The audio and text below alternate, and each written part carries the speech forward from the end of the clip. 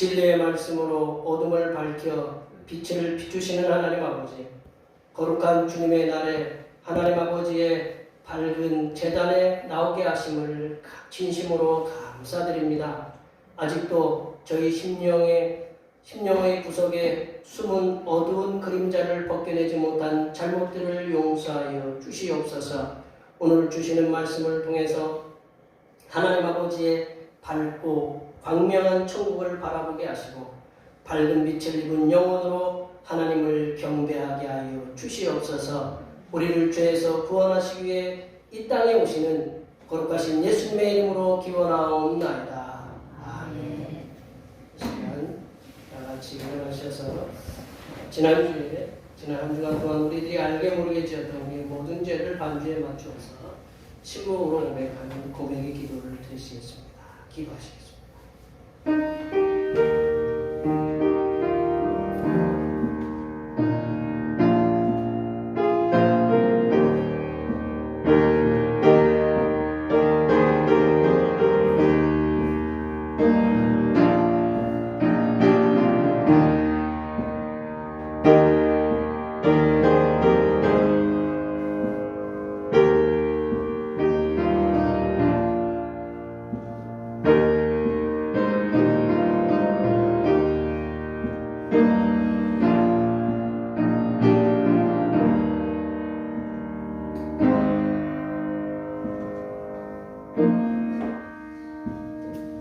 우리 하나님께서는 진심으로 죄를 고백하는 사람들에게 그 죄를 용서하기로 약속하셨습니다. 그런즉 누구든지 그리스도 안에 있으면 새로운 피조물이라 이전 것은 지나갔으니 보라 새 것이 되었도다. 이 말씀에 의하여 우리의 죄가 용서받았음을 확신합니다. 아멘. 찬양 거룩하신 하나님 하시겠습니다.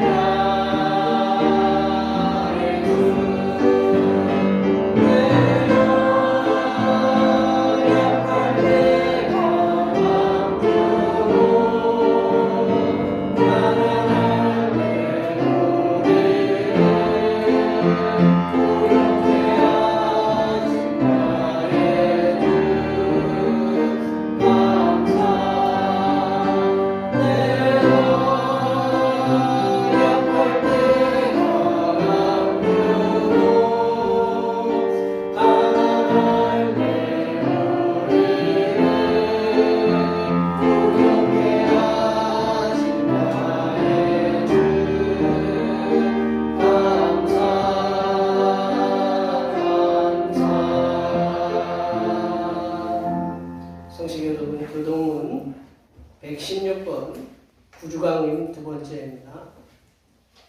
성시교독은 교동문 116번 구주강림 두 번째입니다.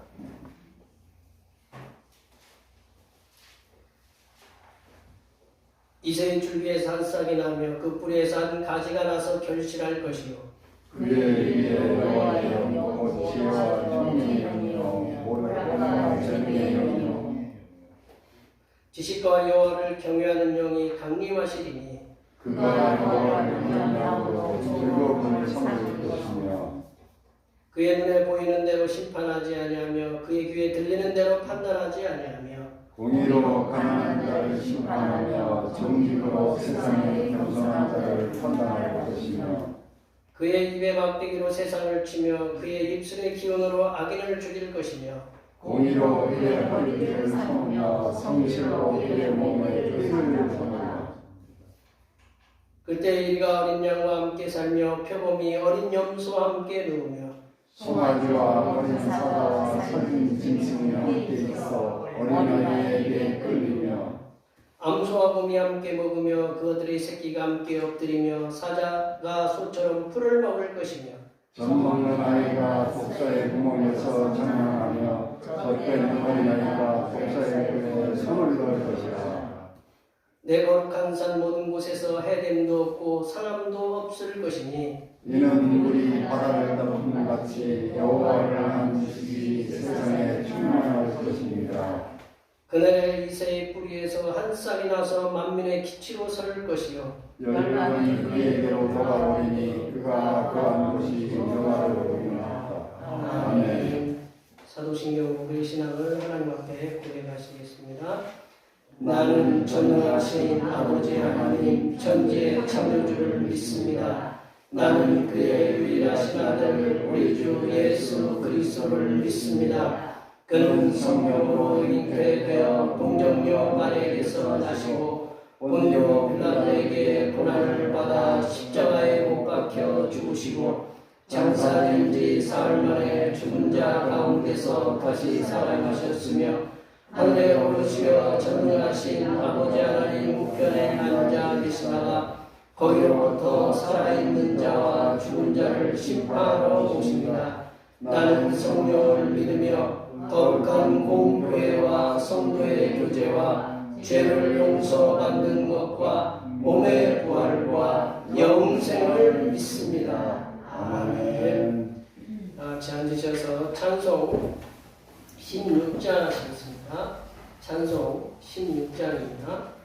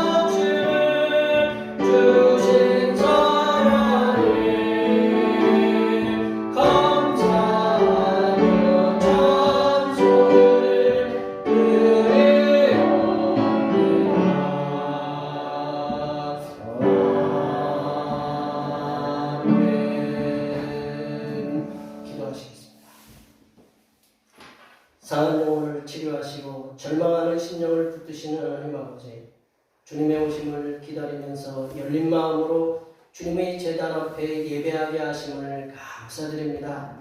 여전히 저희 마음속에 자리 잡고 있는 미움과 오해가 주님께서 비추어 주시는 밝은 빛을 통하여 사라지게 하여 주시옵소서. 저희의 마음에 절망과 근심이 있으면 주님께서 우리 마음에 좌정하실 수 없사오며 저희가 마음에 어두움과 투기를 가지고 있으면 주님께서 우리에게 오실 수 없음을 아오니 이 모든 육체의 생각과 정욕들이 하늘로부터 내려주시는 은혜를 통하여 사라지게 하여 주시옵소서. 하나님 아버지, 우리가 주님께서 오심을 기다리는 대인절 절기를 보내고 있습니다. 우리의 말과 행동과 생각이 주님의 오심에 합당한 생활을 할 수 있도록 인도하여 주시오며, 주님께서 이 땅에 오셔서 우리들을 위해 행하셨던 삶의 행적들을 묵상하며 보내는, 거룩하게 보내는 대림절이 되게 하여 주시옵소서. 하나님 아버지, 이 나라가 하나님의 선하신 뜻대로 되어갈 수 있도록 인도하여 주시옵소서. 위드 코로나로 출발한 지 한 달 만에 코로나19 확진자는 급증하였고, 이로 인하여 의료계는 병상 부족과 인력 부족을 호소하고 있습니다. 새로운 일상을 위하여 출발한 위드 코로나가 하루 벌어 하루 먹고 살아가는 소상공인들의 삶에도 어려움이 없고, 의료계가 병상 부족과 인력 부족으로 의료 붕괴가 일어나는 초유의 사태가 벌어지지 않도록 정부와 소상공인과 의료계에게 지혜를 부어 주시옵소서. 그리하여 이 전무후무한 국난을 지혜롭게 풀어갈 수 있는 정책들이 나올 수 있도록 도와 주시옵소서. 또한 전 국민 한 사람 한 사람이 이 고난의 시간들을 좀 더 인내하면서 마스크를 쓰며 손 세척과 거리 두기 등의 기본적인 방역수칙을 지켜가면서 코로나19 이전의 삶을 회복하는 데 서로 협력하게 하여 주시옵소서. 하나님 아버지, 우리 대평교회를 기억하여 주시옵소서. 대평촌 지역의 영혼 구원을 위해 이곳에 세우신 줄 믿습니다. 이제는 이 지역을 넘어 충주와 대한민국과 세계를 품고 복음을 전할 수 있는 성숙한 교회가 되게 하여 주시옵소서. 이 일을 위해서 주님께서 대평교회가 건강하게 성장할 수 있도록 도와주시오며, 성도들의 신앙이 더욱 성장하여 세상 사람들에게 하나님을 보여줄 수 있는 성도들이 되게 하여 주시옵소서. 하나님 아버지, 이 시간 하늘로부터 내려주시는 생명의 양식인 하나님의 말씀을 듣고자 합니다. 이 말씀을 들을 때에 성삼일체 하나님께서 베풀어 주시는 평안과 기쁨과 안식이 우리 심령에 충만하게 채워지게 하여 주시옵소서. 섬기기에 이 땅에 오신 우리 주 그리스도 예수님의 이름으로 기도하오며, 이제는 주님께서 가르쳐주신 기도로 기도하오니, 하늘에 계신 우리 아버지, 아버지의 이름을 거룩하게 하시며 아버지의 나라가 오게 하시며 아버지의 뜻이 하늘에서와 같이 이 땅에서도 이루어지게 하소서. 오늘 우리에게 일용할 양식을 주시고, 우리가 우리에게 잘못한 사람을 용서하여 준 것 같이 우리 죄를 용서하여 주시고, 우리를 시험에 빠지지 않게 하시고 악에서 구하소서. 나라와 권능과 영광이 영원히 아버지의 것입니다. 아멘.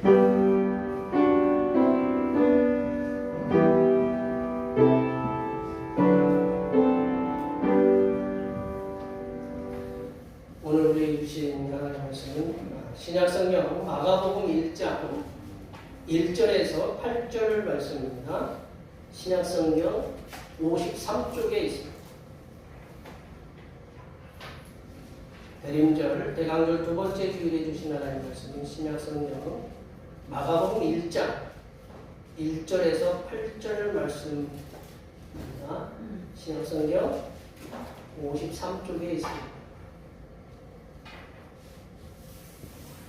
2021년 12월 5일 12월 첫째 번 주일에 주신 하나님의 말씀은 신약성경 마가복음 1장 1절에서 8절 말씀입니다.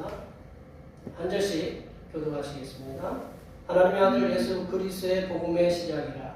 선지자 이사야에게 보라, 내가 내 사자들을 옆에 두니 그가 너희를 준비하리라. 광야에 외치는 자의 소리가 있어 이르되 너희는 주의 길을 준비하라. 그의 오실 길을 곧게 하라. 기록된 것과 같이 새 영혼이 광야에 이르러 이스라엘 이들이 세계에 전파하니 온 유대 지방과 예루살렘 사람이 다 나아가 자기 죄를 자복하고 요단강가에서 그에게 세례를 받으라. 너는 낙타떨로 입고 허리에 바리띠를 띠고 왼쪽에서 석청을 받더라.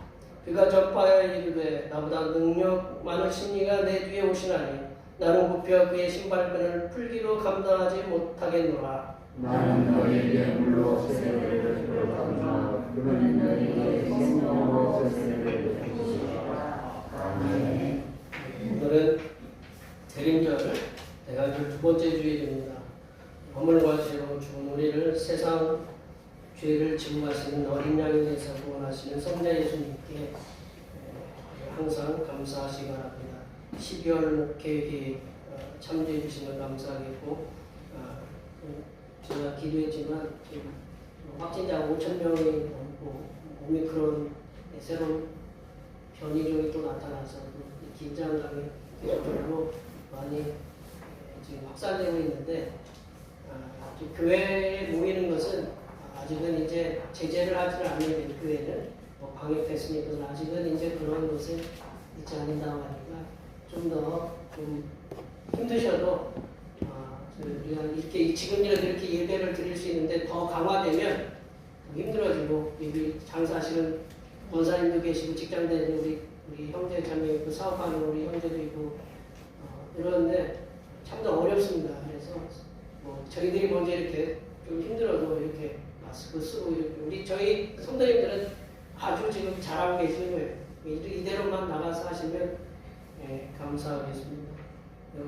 중보기도 주님의 강림하심을 세상에 전하는 백성이 되게 해달라고 기도해 주시고, 오늘은 또 후배 목사를 또 격려하기 위해서 또 은퇴하신, 얼마 전에 은퇴하신 우리 이우성 목사님께서 충주 시내 온누리 교회 아주 개척하시고 훌륭하게 목회 사역하시다가 이제 은퇴하시고, 후배들이 얼마나 잘하고 있는지 한번 점검하러 다니시는 것 같아요.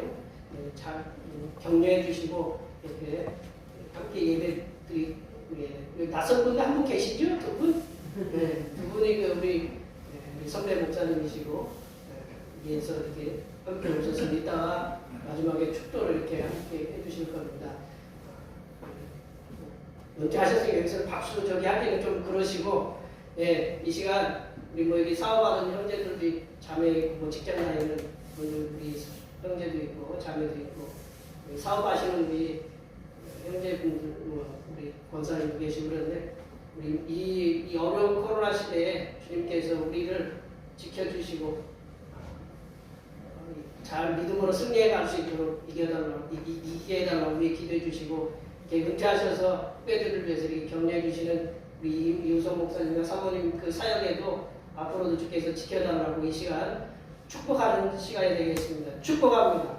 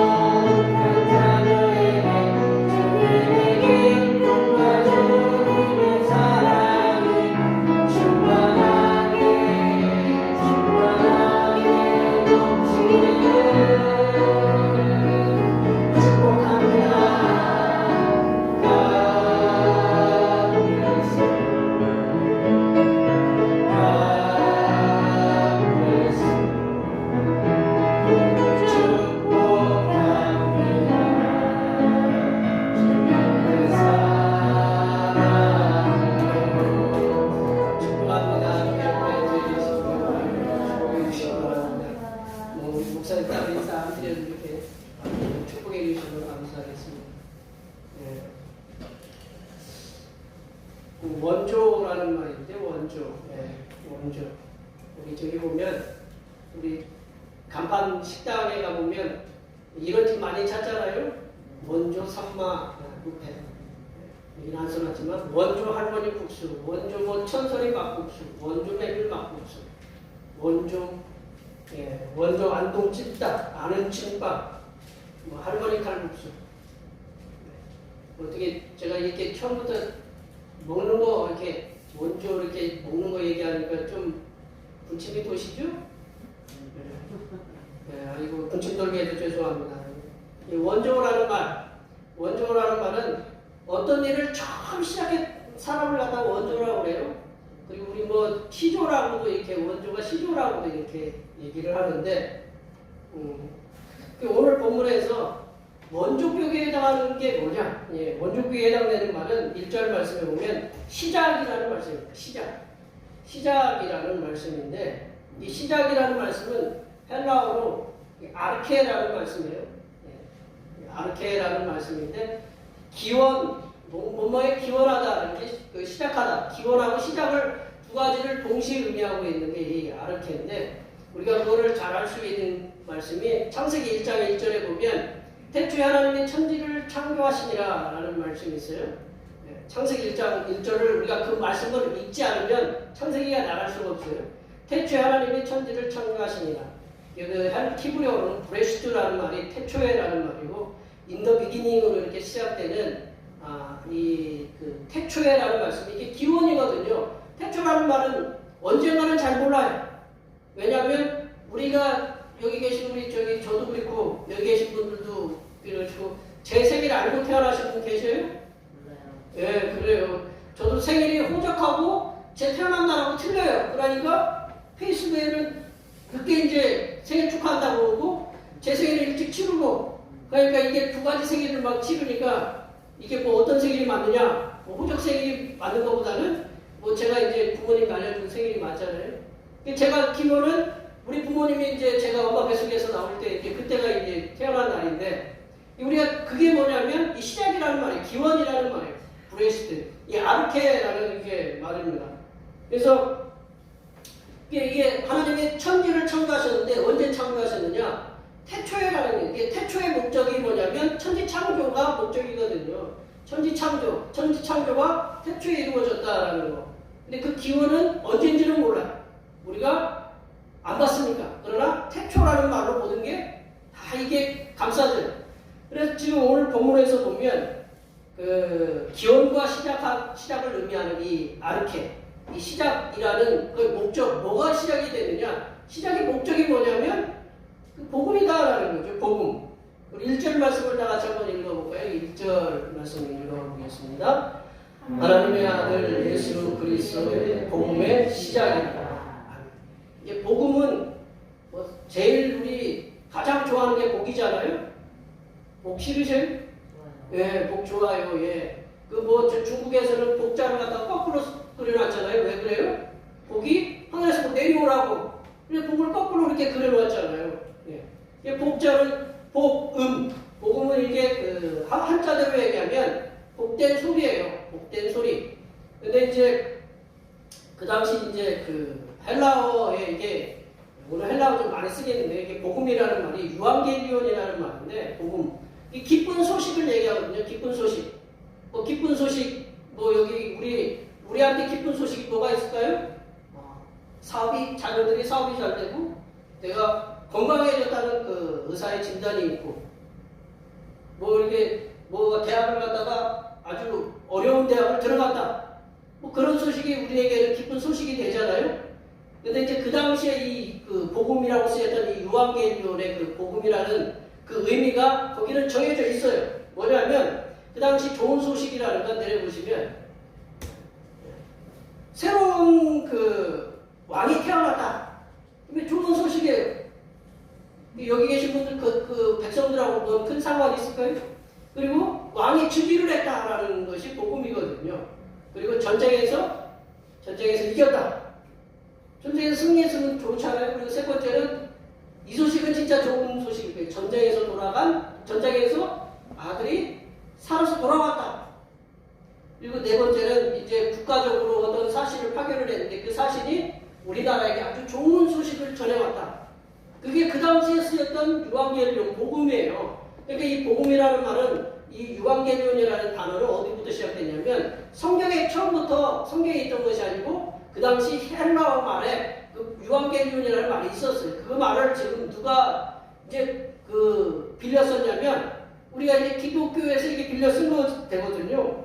이렇게 세상적으로 쓰였던 이 복음, 유한겔리온이라는 말이 예수님의 탄생하심, 그리고 십자가의 죽으심, 부활하심으로 말미암아서 이것이 복음이란 유한겔리온이라는 말이 누구의 전유물이 되냐면 기독교인의, 우리 개신교인의 전유물이 되었다. 그래서 복음하면 우리 그 단어가 원래는 다른 단어, 그 세상적인 단어가 있었는데 그 단어가 이제는 약해지고 복음이라 하면 교회 예수님의 그 관련된 그 예수님이 탄생하시고 죽으시고 부활하시고 다시 오시겠다라는 그 얘기가 바로 복음이다라는 거죠. 그러니까 우리가 예수님 승천 이후에 보면, 내려보시면 예수님 승천 이후에 보시면, 승천 이후에 복음이라는 말은 오로지 예수님의 탄생하심부터 그렇게 시작해가지고 십자가의 죽으심 그리고 부활하심, 그거에 대한 예수님의 이야기다. 끝에가 중요하죠. 예수님의 이야기다라는 거죠. 복음이. 이 복음이신 예수님의 이야기는 예수님의 탄생과 아울러서 예수님이 그 공생의 기간 동안 이 백성들과 함께 했던 이야기들을 써놓은 겁니다. 그러니까 어려운 사람들, 가난한 사람들에게는 어떻게 배부르게 먹을 것을 이렇게 주셨고, 그리고 병든 자들을 치유하셨어요. 그리고 세리와 그 청기들과 함께 식사를 하시고, 그리고 귀신들을 쫓아내시고, 또 종교 지도자들로부터 이렇게 모함을 받으셔서 십자가에 못 박히신 이야기, 그리고 부활하시고 다시 승천하신 이야기, 그리고 다시 오십이라는 그 이야기가 바로 예수님의 그 이야기다. 그게 복음이다라는 거죠. 그게 복음은 예수님의 이야기다. 복음은 예수님에 관한 이야기뿐만 아니라 예수님에 대한 예수님의 이야기가 복음이다. 우리가 복음이 뭐냐? 지금 제가 말씀드렸죠? 복음이 뭐라고요? 예수님에 관한, 예수님에 대한 이야기가 복음이다. 이 복음은, 그래서 마가복음의 저자는 마가복음을 시작하는 그 가장 서두에 이 하나님의 아들 예수 그리스도의 복음이라고 이렇게 기록하고 있다는 거죠. 그러니까 이거는 내려보시면, 하나님의 아들 예수 그리스도의 복음의 시작, 하나님의 아들 예수 그리스도의 복음의 시작이라는 말씀은 하나님의 아들 예수 그리스도의 복음, 예수 그리스도가 복음의 기원이다라는 거죠. 복음이라는 것은 누구부터 시작되느냐? 세상에 복음이라는 말이 있었지만 그보다 훨씬 누구로 모아지냐면 예수님으로부터 출발했다라는 거죠. 우리가 예수님이 왜 그 복음의 기원이냐? 창세기 3장에 보면 아담하고 하와하고 범죄를 하고 나서 예수님, 그 하나님이 가죽 옷을 입히시고 뭐 누구를 보내신다고 그랬어요? 여자로부터 여자의 후손을 보내신다고 그랬어요. 여자의 후손이 누굴까요? 예수님이시거든요. 그러니까 복음의 기원은 바로 예수님이시다라는 것을 창세기에서부터 계속 이렇게 얘기하고 있거든요.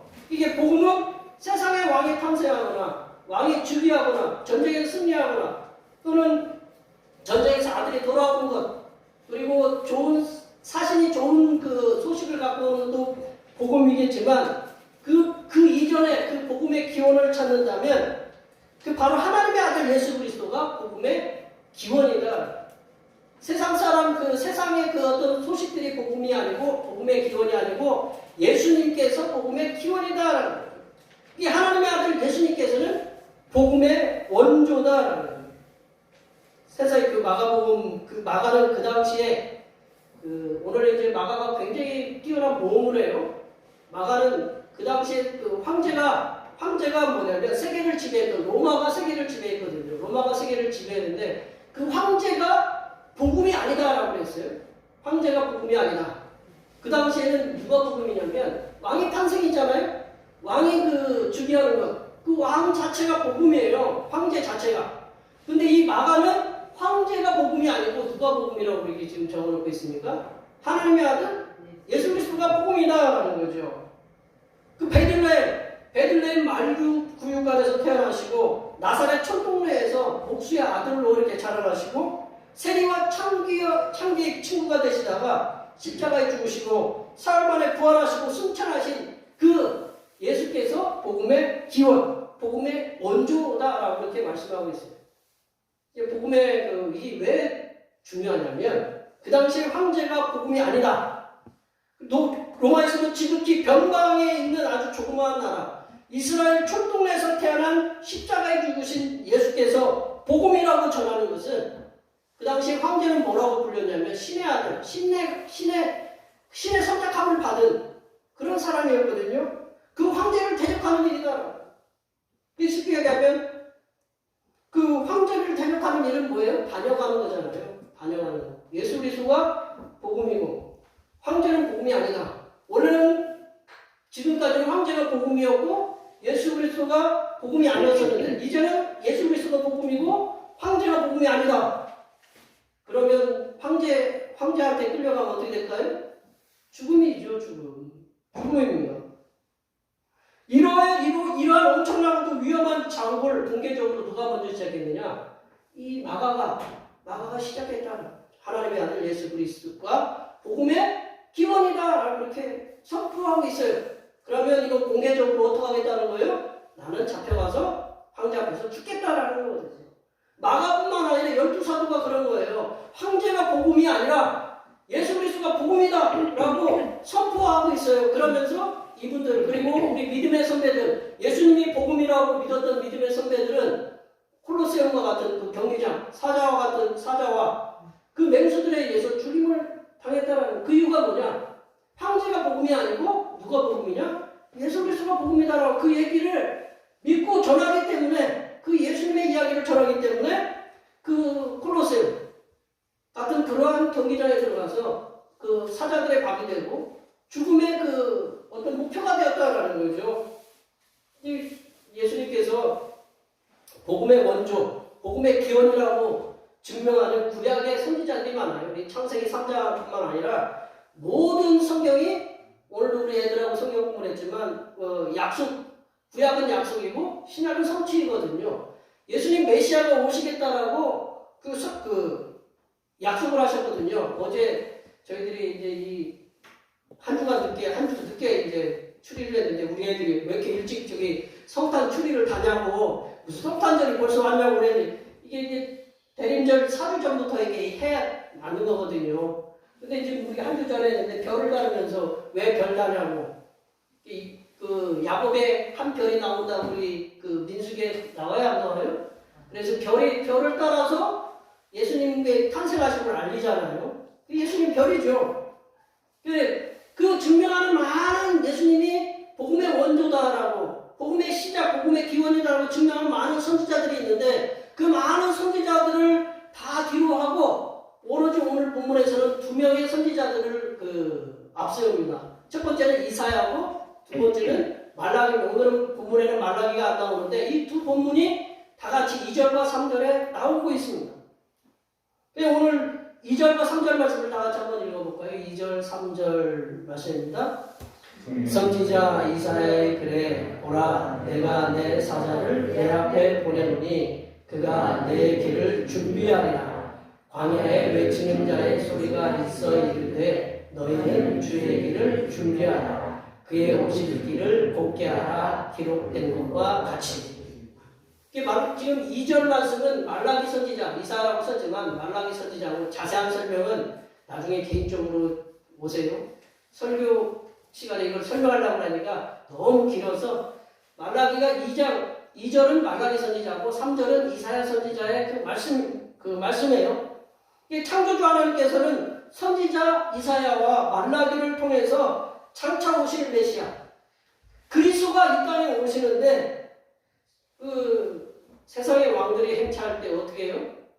오늘 보면 세상의 왕들이 어디를 순시하겠다라고 하면 그 길을 어떻게 하냐면 높은 길은 막 깎아요. 그래서 낮은 곳은 내려요. 그리고 굽은 길은 반듯하게 해요. 그래야 이 왕이 올 때 평탄하죠. 로마의 길이라는 것은 보시면 저는 로마를 가보지는 않지만 로마의 길은 굉장히 평탄하게 모든 길이 통할 수 있도록 모든 길을 로마로 통한다고 하잖아요. 그만큼 반듯하게 이렇게 해놨거든요.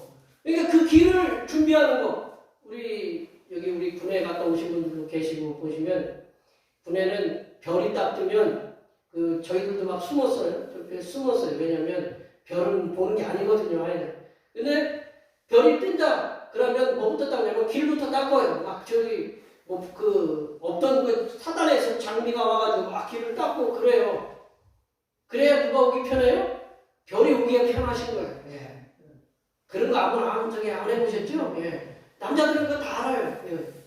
이게 그 별만 봐도 그런데 그 세상 왕이 이렇게 그 황제 세상을 제패했던 왕이 가는 길에 다 그 울퉁불퉁한 길이 있으면 안 된다라는 거죠. 평탄해져야 된다라는 거죠. 그 길을 준비하는 게 세상의 어떤 그 왕 신하들의 할 일이었거든요.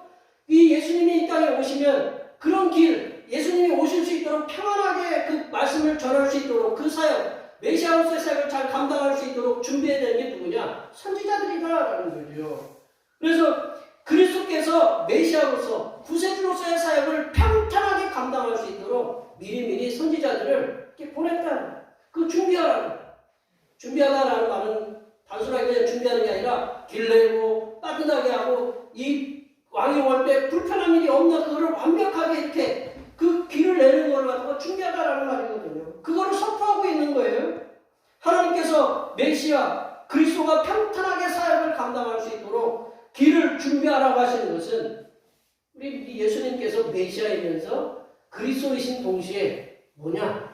또 왕이다라는 거죠. 왕이 오실 길을 준비하는 거거든요. 예수 그리스도께서 이 땅에 왕으로 오셔서 하시는 사역이 뭐냐?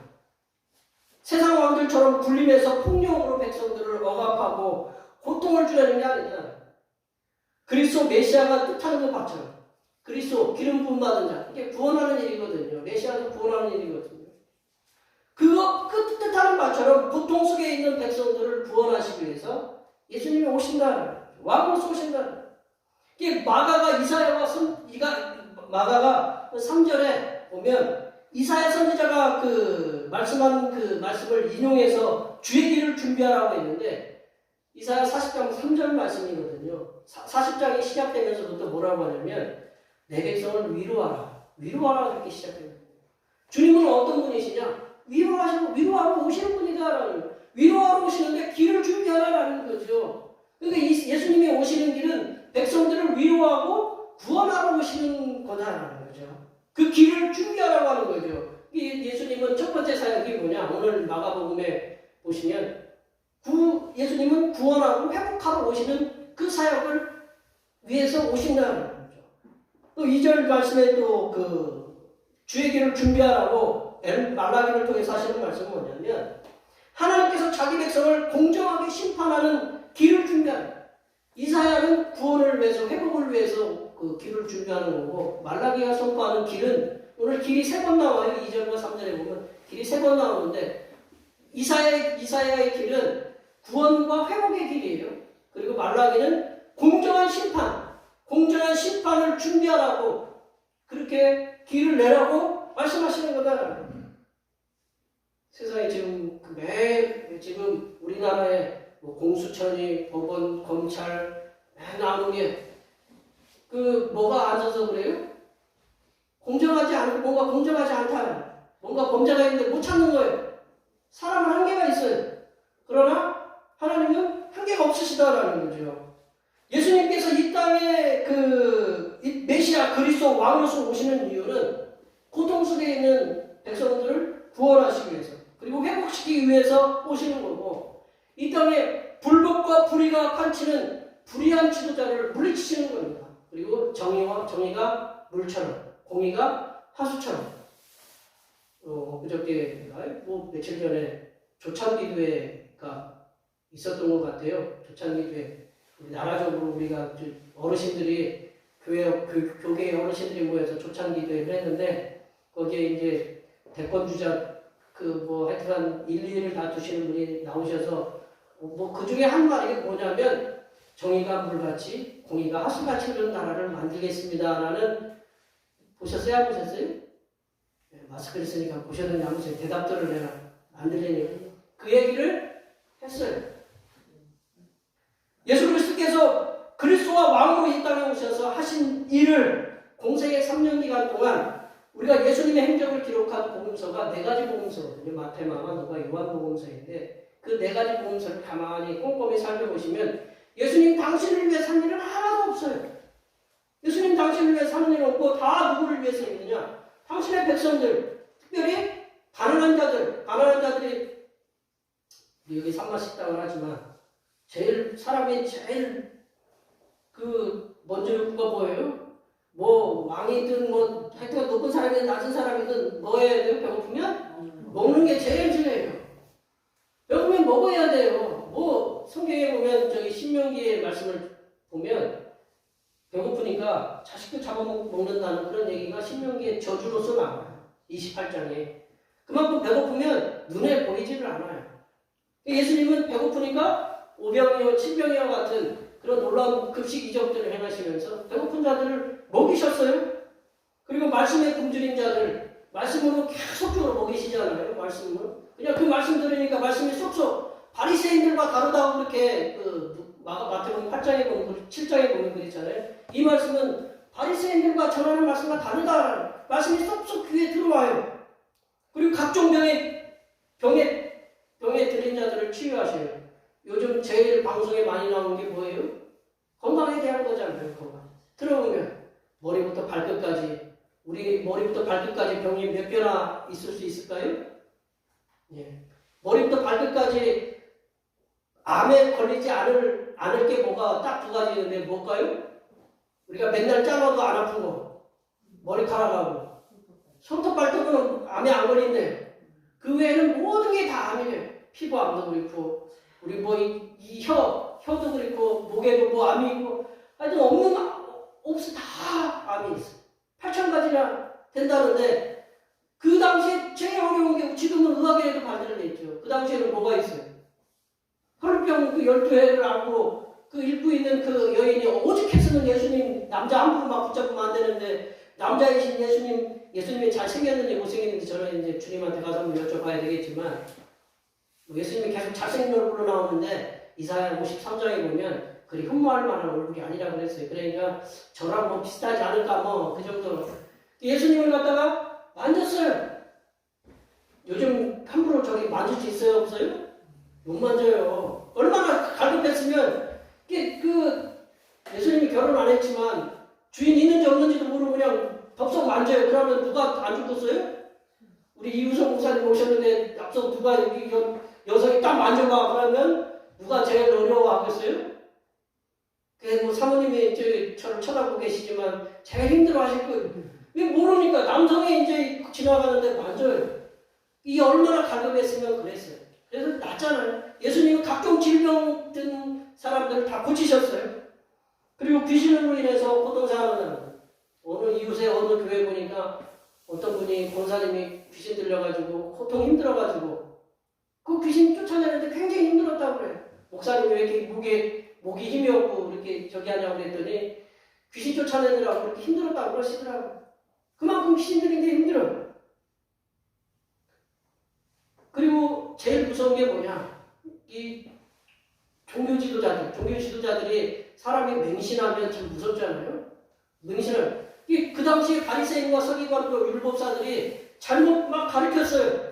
그러니까 예수님이 맨날 그거 싸우잖아요. 특별히 무슨 논쟁이에요? 안식일에 병 고치는 거. 우리 병 고치는 게 안식일이고 우리가 병원 가는 거 우리 주일 따지고 가요? 아니면 아무 때나 가요? 아무 때나 가잖아요. 음식이고. 그 안식일 논쟁, 그 논쟁들을 통해서 정결법, 뭐 손 안 씻고 먹는다고 뭐라고 막 그래가지고 예수님이 그걸 다 깨시잖아요. 그래 안식일날 병도 고치고 그 손 안 씻고 먹어도 손 안 씻고 먹으면 좀 그렇지만 하여튼 손 안 씻고 먹어도 뭐라고 하지 않아요. 왜냐면 그걸 누가 다 이기셨느냐? 예수님이 다 이기셨어요. 그런 종교의 그 자유를 율법으로부터의 자유를 율법의 종으로부터 무게했던 이스라엘 백성들을 자유를 주셨다라는 거죠. 예수님께서 가시는 곳마다 예수님께서 머무시는 곳마다 죄와 질병에서부터 구원이 있었고 회복이 있었다. 그리고 정의가 물처럼 그리고 공의가 마르지 않는 강처럼 흘렀다. 예수님께서 이렇게 억압과 폭력으로 인해서 고통당하는 자들을 구원하시고 자유함을 주시는 일 그리고 하나님께서 원하시는 정의와 공의를 위해서 당신의 생명을 바치셨어요. 그러면 이제 그 몫이 누구한테 돌아올까요? 누가 해야 돼요, 이제는?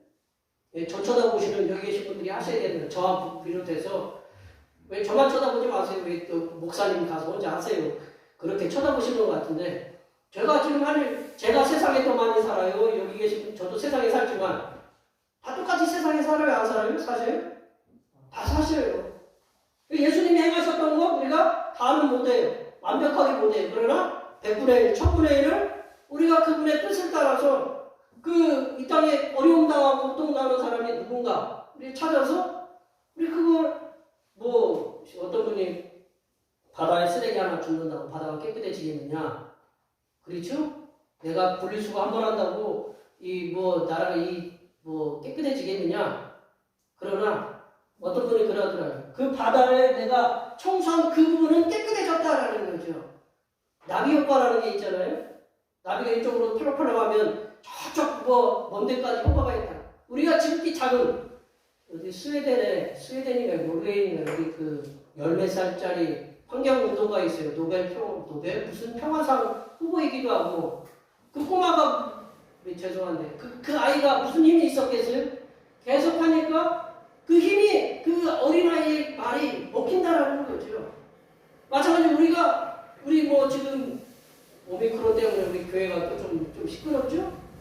왜 목사님 부부가 왜 거짓말을 해가지고 근데 이유가 있으시겠지만 그러니까 그런 것들 때문에 여러 가지 어려움이 있는데도 불구하고 우리는 그분들은 그분들대로 하고 우리는 우리대로 하는 거죠. 우리 해외에 나가서 한국 사람 잘못한다고 한국 사람이 다 잘못해요? 안 그렇잖아요.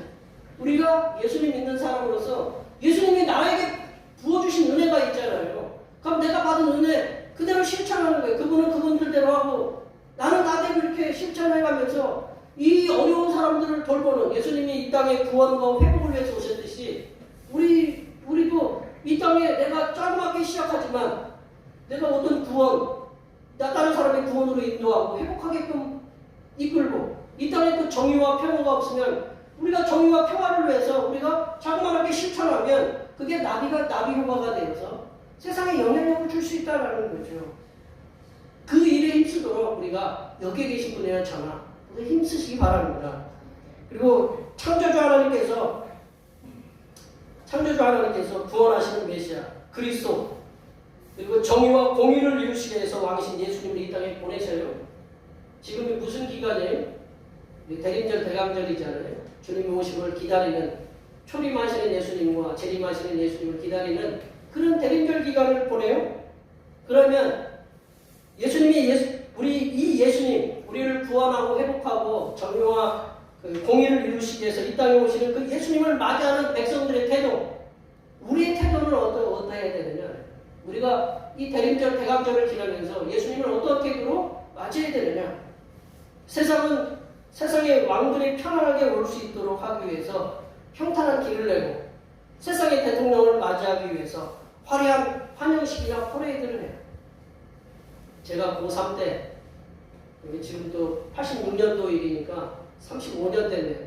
35년에 86년도에 대통령 역임하셨던 분이 얼마 전에 돌아가셨잖아요. 그분이 저희 고향에 오신다고 그랬어요. 제가 86년도가 고3이에요. 제가 공부를 아무리 안 했지만 어디에 나갔을까요? 그 대통령이 오신다고 그래서 그냥만 나이 그때 따져보니까 56인가 7밖에 안 됐어. 저도 지금의 그 나이 좀 됐는데 그냥만이 지나가는 길에 우리가 환영하기 위해서 고3인데 나갔어요. 그래서 얼굴도 잘 못 봤어요. 그래서 우리 교장 선생님도 나와있더라고요. 그래서 우리가 소문 들어줬어요. 차 지나갈 때. 얼마 전에 돌아가신 분이 세상의 왕들이나 대통령은 우리를 위해서 오기보다는 자신들의 유익을 위해서 방문하는 경우가 더 많아요. 그럼에도 불구하고 우리가 화려하게 맞이하는데 우리들을 죄에서 구원하시고 정의와 공의를 이 땅에 이루시기 위해서 오시는 그 예수님을 맞이하기 위해서 우리는 어떤 태도를 취해야 되느냐. 우리가 그런 태도, 그것은 회개를 통한, 내려보시면 회개를 통한 전인격적인 변화된 삶을 사는 거다. 예수님이 우리에게 요구하시는 게 뭐냐? 회개를 통한 전인격적인 변화. 좀 어려운 얘기지만 길게 표현하기 어려워서 5절 말씀을 읽어볼까요? 우리 다 같이 5절 말씀입니다. 온 유대 지방과 예루살렘 사람이 다 나와 자기 죄를 자복하고 요단강에서 그에게 세례를 받았다. 세례자 요한, 침례자 요한은 주님의 길을 준비하는 선지자, 하나님의 사람이었어요. 엘리야와 같은 존재죠. 세례자 침례자 요한은 광야에서 엘리야처럼 낙타토로스를 입고, 음식은 뭐냐? 가난한 자들이 음식인 메뚜기와 석청, 야생꿀을 먹었어요. 그래서 금욕의 삶을 살았다네. 어떤 분들은 이제 메뚜기 아주 어떤 식품이에요? 단백질이면 영양가가 있고 꿀도 좋잖아요. 네. 꿀도 좋고. 근데 이거를 매일 먹는다 생각해 보시면, 매일 꿀하고 메뚜기를 드시겠다. 좋을까요? 안 좋을까요? 꿀도 적당하게 먹으라고 자본인가에 나오는데, 이 꿀, 메뚜기 아주 영양식품이지만 이거를 계속해서 먹는다는 거, 그거는 가난한 자들의 식품이에요. 그 당시에 먹는다는 건 굉장히 청빈하고 정결한 삶, 금욕적인 삶을 살았다는 거죠. 이렇게 청빈하고 금욕적인 삶을 살고 있는 세례자 요한에게, 침례자 요한에게 하나님께서는 예수님께서 오실 길을 준비하기 위해서 회개를 선포하라. 회개가 메타노이아거든요. 회개의 세례를 선포하도록 명령하셨다는 거예요. 이 세례자 요한이 그 훈련을 받았던 곳은 유대 지역이 있습니다. 유대 광야. 거기는 아예 버려진 땅이에요. 버려진 땅. 거기서 훈련을 받았습니다. 훈련을 받고 그 하나님의 말씀으로 선포했는데, 그 불모지의 땅에서 하나님의 말씀을 선포를 했는데, 그 회개의 세례는 단순히 뭐 회개를 고백하는 그것이 아니라, 내려보시면 세례자 침례자 요한이 선포한 회개는 마음의 변화도 동반됩니다. 마음의 변화도 동반될 뿐만 아니라 전인적인 돌아섬의 의미를, 변화의 의미를 의미한다는 거죠. 구약성경에 뭐 슈브라는 그 돌아섬이라는 그 말씀이 있지만, 이 회개라는 것은 이 세례자 요한이, 침례자 요한이 선포한 것은 마음의 변화도 있어야 되고 전인적으로 돌아서는 그런 변화를 의미한다. 이제껏 살아온 인생의 길을 버리는 거예요. 내가 살아왔는데 이게 잘못됐다. 주님 말씀을 비춰보니까 이게 잘못됐구나. 그러면 버리고 새로운 길을 택하는 것이 바로 회개, 메타노이아의 삶이라는 거죠. 회개를 통한 이런 전적인 변화된 삶을 살아야 한다고 선포하는 그 침례자, 세례자 요한의 그 말씀에 그 반응하는 무리들이 있었다. 이게 반응하거든요. 반응이 오거든요. 5절에 보시는 바와 같이 유대인들은 그 당시에 선민으로 구원받아서, 우리는 구원받았기 때문에 회개할 것이 없다. 회개할 것이 없는 사람들 앞에서 회개하라고 하면, 쉽게 얘기하면 여기 계신 분들한테 손을 목욕하고 열심히 하고 목욕탕에서 딱 나왔는데 목욕하라고 얘기하면 뭐라고 할까요? 왜 뭐라고 할까요? 그거랑 똑같은 거예요. 지금 이 사람들은 생각이 어떤 생각이냐면, 나는 깨끗해서 구원받았기 때문에, 선민을 구원받았기 때문에는 회개할 것이 없다. 유대인들은 대부분 그런 생각을 했어요.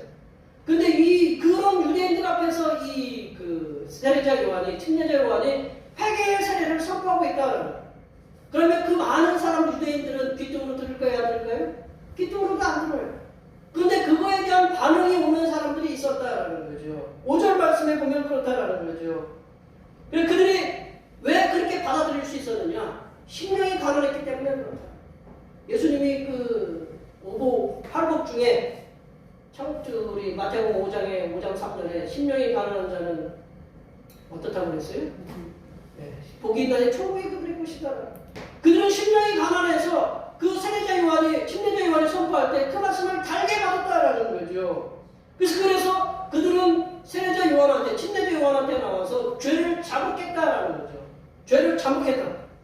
자복하다라는 말씀은 뭐냐면, 마음속 깊은 곳에 있는 것까지 끄집어내서 숨김없이 완전히 고백하는 것을 얘기를 해요. 이 얘기하면 제가 이해를 못 하셔가지고, 대장내시경 해보셨죠? 해보셨어요? 안 해보셨어요? 저도 해봤는데 2번 다시 할 게 못 돼요. 저도 자꾸 검사하러 가라고 하는데 이거 2번 다시 할 게 못 돼요. 저에게 제가 그걸 하고 나서 얼마나 힘들었는지. 왜냐면 어떻게 해야 돼요? 장에 있는 거를 완전히 비워내야 돼요? 안 비워내야 돼요? 비워야죠. 그래서 하루에 밤새 몇 번 가야 돼요? 수도 없이 저 가가지고 얼마나 고생했는지. 위내시경 할 때 어떻게 해요? 뭐 드시고 가시어요? 안 드시고 가시어요? 아무것도 안 드시고 가시죠? 그러면 어떻게 해요? 속이 허하잖아요? 굉장히 힘들어요. 우리 여기 당뇨 있으신 분들은 더 힘들어요. 내시경 하는 거. 죄를 자복하다라는 거는 내시경 검사하는 것과 똑같다라는 거죠. 완전히 속을 비워야 되는 거예요. 죄를 자복하는 것은 속에 있는 것까지 완전히 끄집어내서 그거를 고백하는 거. 아무것도 없다라고 하는 것처럼 그렇게 자복하는 것, 그 회개하는 것이 죄를 자복하다라는 거죠. 그리고 이들은 회개의 침례를 받아요. 세례를 받아요. 자기들은 침례 받았음에도 불구하고 또 다시 회개, 죄인처럼 들어갔다가 다시 새로운 삶을 사는 하나님의 사람으로 태어나는 침례를 받아요. 그리고 회개의 세례가 뭔가 거기 보시면 내려보세요. 회개의 세례는, 회개의 침례는 한 인간이 완전히 죽고 새로운 인생을 시작하게 되었음을 의미하는 의식이고 고백이다. 내가 다 완전히 죽었습니다. 이게 살아있는 유대인들, 교만한 유대인들은 이게 머릿속에 안 들어와요. 겸손하고 죄를 자복하고 그 말씀에 받아들이는 가난한 사람들만이 가서 침례를 받고 나는 죄인으로서 다시 죽고 하나님의 자녀로서 다시 삽니다라는 고백, 그런 의식을 치른다라는 거죠. 이들은 회개의 사례를 침례를 받기 위해서 얼마나 걸어오느냐. 여기서 예루살렘으로부터 요단강까지 얼마나 거리가 될까요? 제가 여쭤봤는데 32km나 되는데 32km. 요단강부터 예루살렘 거리까지. 이분들이 최 가까운 데가 어디서 나오느냐? 요단에서 예루살렘으로부터 그 더 먼 거리에 있던 분들도 있어요. 이 침례를 받게 침례자 요한이 외치는 그 말씀을 듣고 침례를 받고 회개를 받기 위해서 요단강, 거기 예수님도 침례를 받으셨어요. 거기까지 걸어 나왔다라는 거죠. 침례를 받기 위해서, 세례를 받기 위해서. 한번 생각해 보세요. 여기서 옛날 걸어서 32km면 얼마나 걸어야 될까요? 하루를 꼬박 빨리 가야 하루길을 걷는 거리가 예루살렘부터 요단강 거리. 그보다 더 먼 사람들도 있었어요. 내가 회개의 침례를 받기 위해서 거기까지 걸어온다는 것은 보통 그 마음이 어떤 가난하거나 갈급하지 않으면, 진정으로 내가 회개하겠다라는 그런 마음이 있지 않으면 갈 수가 없다는 거예요. 그분들은 진정으로 하나님 나라를 기다리는 사람들이었다라는 거예요. 우리들은 지금 주님의 오심을 기다리는 대림절, 대감절 기간을 보내고 있습니다. 우리들은 우리들을 구원하러 오시기 위해서 이 땅에 육신을 입고 오시는 예수님을 맞이하기 위해서 다음과 같은 성찰을 했으면 좋겠다. 우리가 성도로서 진정한 인격의 변화된 삶이 되기 위해서 회개를 하고 있는 거야. 내가 이 주님의 오시는 대림절을 기다리는 이 기간 동안 참 회개를 하고 있는가? 그리고 우리들 속에 있는 죄악을 정결하게 씻으려고 몸부림치고 있는가? 그리고 회개의 침례를 받기 위해서 하루길보다 더 먼 걸음을 걸어왔던 그 신실한 유대인들처럼 우리가 정결한 마음으로 간절한 마음으로 주님을 기다리고 있는가? 그러한 마음을 준비하도록 하고 있는가? 우리가 성찰해야 된다는 거죠. 말씀을 정리해 보면요, 복음은 예수님에 관한 예수님의 이야기다. 이 땅에 구원을 주시고 정의와 공의를 베푸시기에 오시는 복음이신 예수님의 이야기가 주님께서 오시는 그날까지, 오늘 제목이 그렇잖아요. 예수님의 이야기는 계속돼야 됩니다. 복음은 계속적으로 전파돼야 돼요. 우리 복음이 계속적으로 전파되기 위해서는 우리가 하나님의 백성된 우리들이 아주 진정한 회개하는 삶을 통해서, 변화된 삶을 통해서 정결한 마음으로 주님을 맞이할 때 예수님의 이야기는, 복음의 전파는 계속된다는 거죠. 복음이신 예수님의 이야기가 세상 사람들에게 계속적으로 전파될 수 있도록 여기에 모여 예배하시는 모든 주님의 백성들께서는 주님의 오심을 기다리는 이 대림절, 이 대감절 기간 동안에라도 인격적인 변화를 위한 그러한 회개의 삶을 살도록 노력하시면서 세상에서 복음이신 예수님의 이야기를 계속적으로 많은 사람들에게 전파하시면서 많은 사람들을 구원의 길로 밝은 빛으로 인도하시는 하나님의 백성들이 되시기를 간절히 축원합니다. 기도하시겠습니다. 하나님 아버지, 하나님의 백성된 우리들이 이 땅에 육신을 입으시고 오셔서 죄인들을 죄에서 구원하시고 정의와 공의를 베풀기 위해서 오시는 예수님을 맞이할 수 있도록 날마다 회개하는 삶을 통해 정결한 삶을 살게 하여 주시옵소서. 그리하여 복음이신 예수님의 이야기가 세상에 곳곳에 전파되어 모두가 하나님의 자녀가 되는 은혜의 역사가 일어나게 도와 주시옵소서. 걸어가신 예수님의 이름으로 기도하옵나이다. 아멘. 오늘 우리에게 주신 하나님의 말씀 생각하시면서 찬송 100장 하시겠습니다. 찬송하시면서 준비하신 예물 하나님 앞에 드시겠습니다.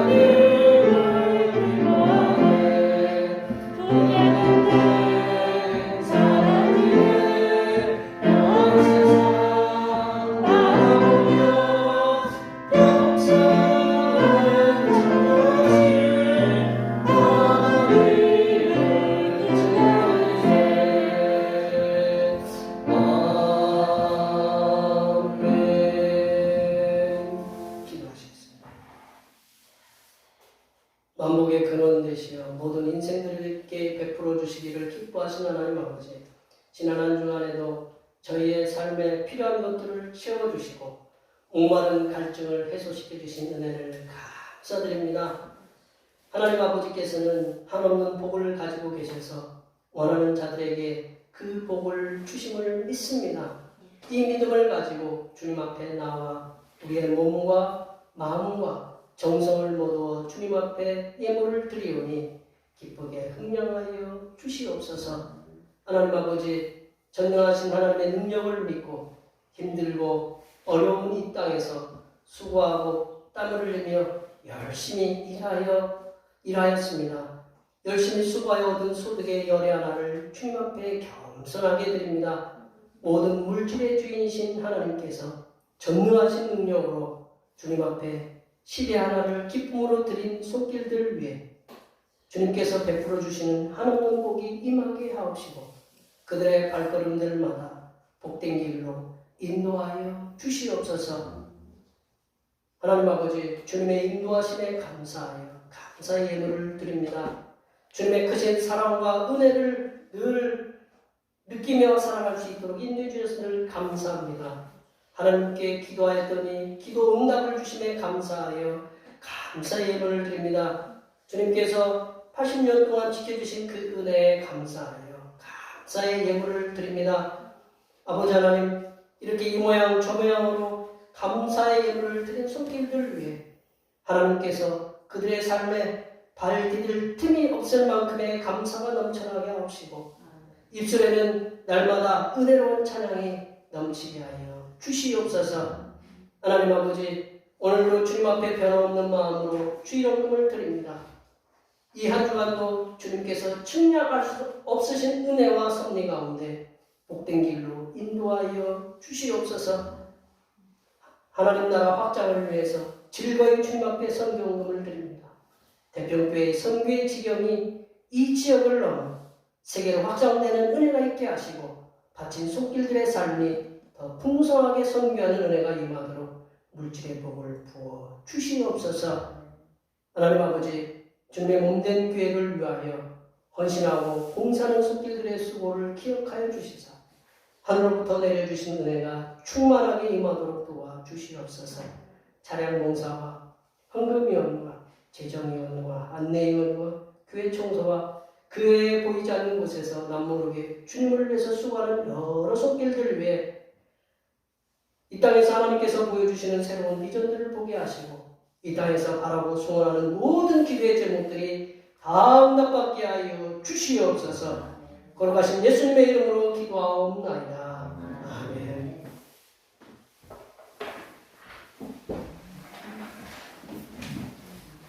같이 일어나셔서 사명선언을 제청하시겠습니다. 대평교회 사명 선언문. 대평교회 사명은 하나님께서 우리와 함께 하시는 절대 믿음과 우리 가족을 사랑으로 구원하여 주심과 교회를 부흥시켜 주심을 비전 삼아 지역과 나라와 세계에 소금과 빛의 사명을 감당하는 것입니다. 믿음으로 하나님을 기쁘시기에. 아멘. 변하고 제청하시겠습니다. 말씀으로 변화를 받아 세상을 회복시키자. 이우성 목사님 앞으로 나와주셔서 축도 준비해 주시면 감사하겠습니다. 우리 결단의 찬송 부흥하시겠습니다.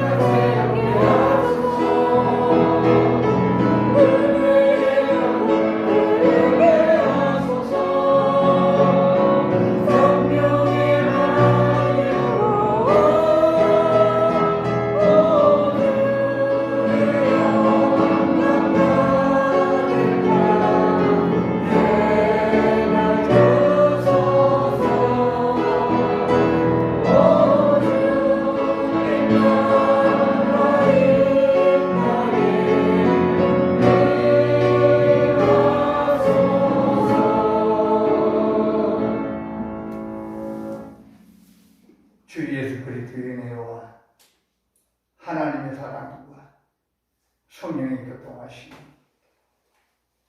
어둠과 죄악으로 물든 이 세상을 구원하시게 하여 구세주로 오신 예수 그리스도를 믿고 구원받은 하나님의 자녀들이 이 놀라운 소식을 온전히 전하기 원하는 의인 혜중이와 저들의 가정과 일터에 위해 저들의 손을 하는 모든 것들이 대평교회에 이제로부터 영원토록 함께 계실지어다. 아멘.